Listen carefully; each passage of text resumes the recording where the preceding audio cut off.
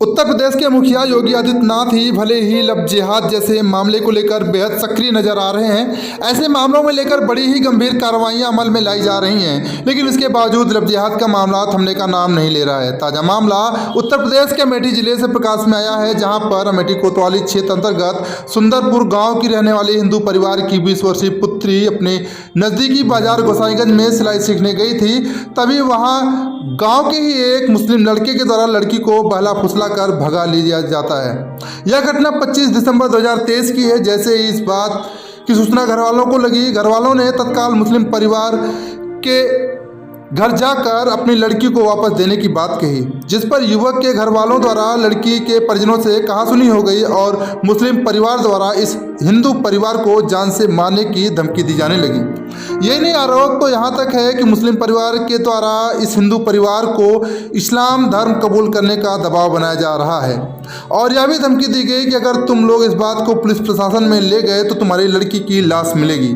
हालांकि लड़की के पिता ने तत्काल इस पूरे मामले की सूचना पुलिस को दी और तहरीर देते हुए कार्रवाई करने की मांग किया।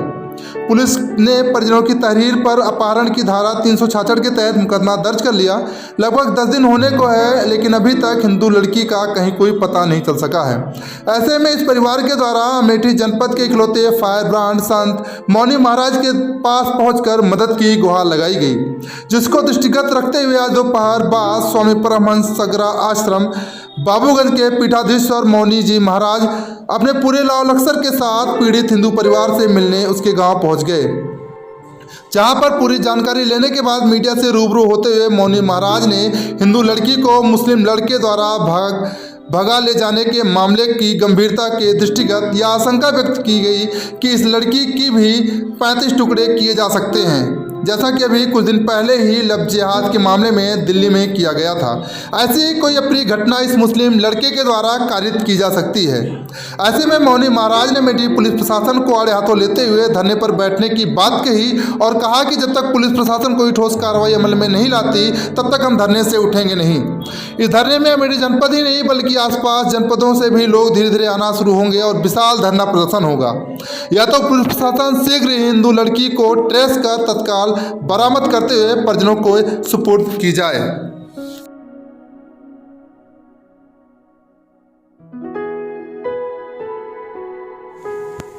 महाराज जी, क्या मामला है जो आपको यहाँ आना पड़ा और किस बात का आपको डर है जो इतना आप अनशन पर बैठने जा रहे हैं? देखिए, तौफीक नाम का एक अपराधी है जिसने लव जिहाद के नाम पर मीनाक्षी गुप्ता का अपहरण किया है। उसकी हत्या कर सकता है, वो ले जाकर के उस बेटी को मार सकता है। पहले घटनाएं जैसे 35 टुकड़े मेरी बेटियों के हुए हैं फिर किए जा सकते हैं, जिसको लेकर के मैं अत्यंत व्यथित भी हूँ। पीड़ित परिवार मेरे पास गया था, इस गाँव की बेटियां मेरे पास गई थी, प्रशासन से उनका विश्वास समाप्त हो गया। उन्होंने ये बात मुझसे कही है। यहाँ आने के बाद भी पीड़ित की मां ने कहा मुझे कोई न्याय नहीं मिल रहा है, इसलिए मैं मंच के माध्यम से कह रहा हूँ, उत्तर प्रदेश सरकार जो योगी जी की सरकार है, जहाँ न्याय का डंका बजता है, मैं प्रदेश के मुख्यमंत्री जी से, माननीय मुख्यमंत्री जी से बात कहना चाहता हूँ कि मेरे समाज में इस तरीके के अपराधीगण घूम रहे हैं जो लव जिहाद को बढ़ावा दे रहे हैं। एक तरफ राम मंदिर का उद्घाटन होने जा रहा है, दूसरी तरफ समाज को आंदोलित करके सांप्रदायिक दंगों में झोंकने का प्रयास किया जा रहा है। इस अपराधी को रोका जाए, इस पर कड़े से कड़े कानून लगवाए जाए, इसको पकड़ा जाए, इसको सजाएं दी जाए और लव जिहाद में फंसा करके बेटियों को मारने के षड्यंत्र को पर विराम लगाया जाए। इसी को लेकर के मैं बैठने जा रहा हूं। मैंने प्रशासन से मांग किया है, हमें और पीड़ित परिवार को मैं इसलिए बैठने जा रहा हूं, बेटी ने कहा मुझे विश्वास ही नहीं रह गया प्रशासन पे, अब मेरे पास कोई विकल्प ही नहीं था अनशन करने के अलावा। मैं बैठ रहा हूं, प्रशासन को बुलाऊंगा, प्रशासन मुझे इस माइक से आश्वस्त करेगा तो उठूंगा और नहीं तो तब तक बैठा रहूंगा जब तक अपराधी पकड़ा नहीं जाएगा, जेल नहीं जाएगा। पूरे गांव के लोग, पूरे समाज के लोग, संख्या बढ़ती जाएगी, आंदोलन अपना स्वरूप लेगा और पूरी लोकसभा के नहीं आसपास के जिले के भी लोग मौनी जी महाराज के आंदोलन सुन करके यहाँ आना शुरू कर देंगे। मैं नहीं चाहता ऐसा कुछ करना पड़े, लेकिन बेटी की जो पीड़ा है उसे सुन के रुक नहीं सकता हूँ। उसने कहा मुझे प्रशासन विश्वास ही नहीं रह गया है। ऐसी परिस्थिति में अब तो प्रशासन को आगे आना होगा, उन्हें अपनी बात कहना होगा,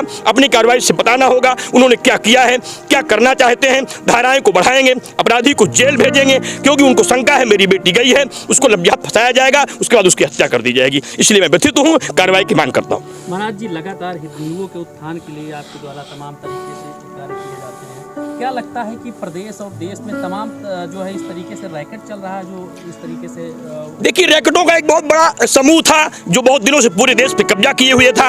उनको फंडिंग विदेश से हो रही थी, पाकिस्तान से उन्हें पैसे आ रहे थे, हमारे समाज कुछ कतिपय लोग उनका संरक्षण दे रहे थे। धीरे धीरे उन सारे लोगों का सफाया तो हो रहा है, लेकिन अभी उनकी जड़ें इतनी गहरी पहुंच गई थी कि अभी वो आए समय डंस मारते रहते हैं, जिसको लेकर के ही मुझे इस गाँव आना पड़ा। पहली बार मैं इस गाँव आया हूँ, पहली बार परिवार मुझसे मिला है, लेकिन जब आश्रम पे गया ये लोग इतना रोने लगे कि मुझे विवश होकर के कहना पड़ा, बेटी मैं आपके घर आऊंगा। और जब मैं यहाँ आया उसकी माँ की दशा देख करके, गांव की बेटियों की दशा देख करके मैं बहुत हताहत हूँ। पूरा प्रदेश के मुख्यमंत्री जी से और जिला प्रशासन से कहना चाहता हूँ, कठिन से कठिन कार्रवाई हो, लब जिहाद करने वालों को पकड़ा जाए, उनको ढूंढा जाए, उनको निकाला जाए, उनको जेल भेजा जाए और बेटी के टुकड़े होने से बचाया जाए।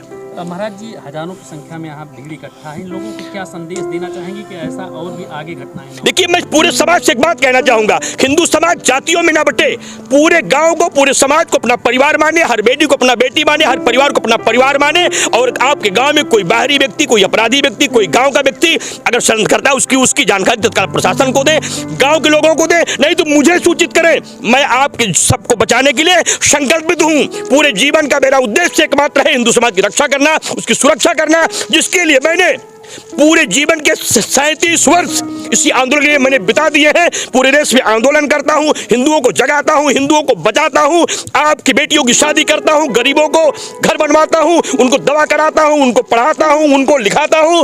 मैं आपके बीच में हूं, आप अकेले नहीं हैं, मैं आपको छोड़ नहीं सकता हूं। पूरे समाज को बचाने के लिए मैं संकल्पित हूं। भले ही हम पर पहले की तरह फिर आक्रमण हो जाए, बमबाजी हो जाए, आतंकवादी हम पर हमला कर दें, लेकिन मैं अपने संकल्प को तोड़ नहीं सकता। हिंदू समाज को बचाऊंगा, बेटियों को बचाऊंगा, कोई समझौता नहीं करूंगा।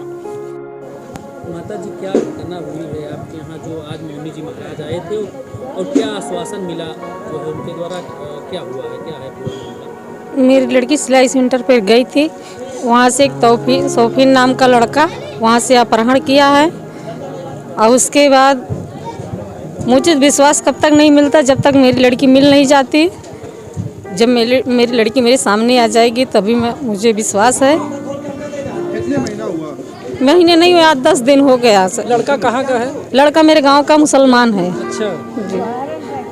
कितने बजे घटना है? घर से कितने बजे? अरे वहाँ यहाँ से जाती है 11 बजे गई है सिलाई सेंटर पे। हाँ, महाराज आए थे तो क्या कहा उन्होंने? मौनी महाराज कह रहे हैं 2-3 दिन में लाकर दे देंगे। और अस्वस्थ हैं, लेकिन प्रशासन आज 4 दिन से मतलब बता रही है, लोकेशन यहाँ बता रहा है, वहाँ बता रहा है। पुलिस के द्वारा आपकी कोई मदद की नहीं जा रही थी? मदद मैं रोज जाती हूँ थाने पे, 2 बार 3 बार 4 बार रोज जाती हूँ। यही कह रहे हैं लोकेशन लुधियाना, जलंधर, पंजाब, अमृतसर, यही मतलब बता रहे हैं। बच्चे के पास कुछ मोबाइल था पहले से? भैया मैं मोबाइल उत्तर प्रदेश की तमाम छोटी बड़ी खबरों को देखने के लिए मैथिली टुडे न्यूज़ को सब्सक्राइब करें और बेल आइकन हिट करना न भूलें।